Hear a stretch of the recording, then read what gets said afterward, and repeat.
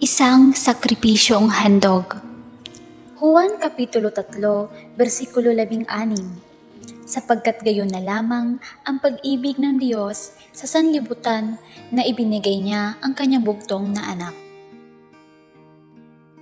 Noong 1857, inanyayahan si David Livingstone upang tumanggap ng isang parangal at magsalita sa mga estudyante sa Cambridge University sa England.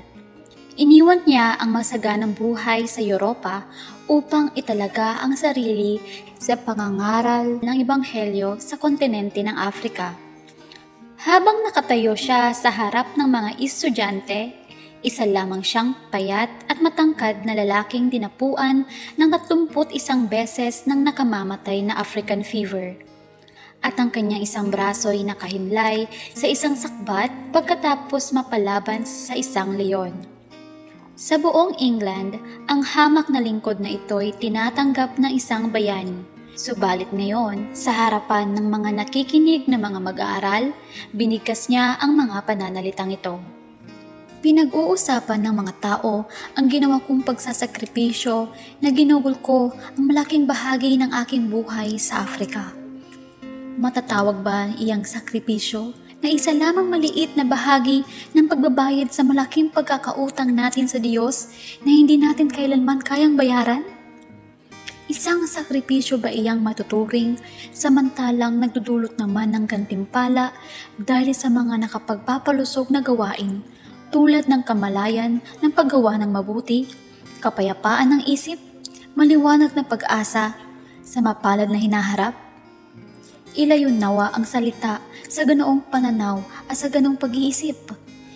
Hindi ako kailanman nagsakripisyo. Hindi natin ito dapat pag-usapan. Kapag naalala natin ang dakilang sakripisyong ginawa niya na nilisan ang trono ng kanyang ama sa kaitaasan upang ibigay ang kanyang sarili para sa atin. Nagpapaalaala sa atin ang mga pananalitang tulad nito na ang tunay na sakripisyong handog ay galing sa Kalbaryo. Lahat ng bagay na ating ibinigay para sa gawain ng Diyos ay tiyak na mas maliit kaysa ating tinanggap buhat sa kaloob ng krus. Gayunpaman, sa ating kalagayan, tinawagan tayong mag-alay ng isang sakripisyong handog sa Diyos. Nangangahulugan ito na kapag nagtatakda tayo ng porsyento ng ating regular na handog na ating ibibigay, dapat nating piliin ang 1% humahamon sa ating magtiwala sa pag-iingat at pagpapala ng Diyos.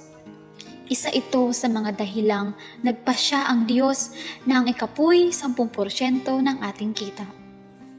Nasa mga sumasamba ang pagtatakda ng porsyento ng mga handog. Sinabi ni Ellen G. White, sa sistema ng pag-iikapo at paghahandog sa Biblia, ang halagang ibinibigay ng iba't ibang tao, siyempre magkakaiba-iba ng malaki dahil naaayon ito sa kinita. Counsels on Stewardship, page 73. Isinulat din niya, gaano kalaki ang pananabik ng bawat tapat na katiwala na palakihin ang bahagi ng mga kaloob na ilalagay sa kabangyaman ng Panginoon. Counsels on Stewardship, page 200. Panawagan, palagi ninyong suriin ang inyong kita at tanungin ninyo ang inyong sarili kung ang porsyentong inyong ibinabalik ay kumakatawan sa tunay na sakripisyo.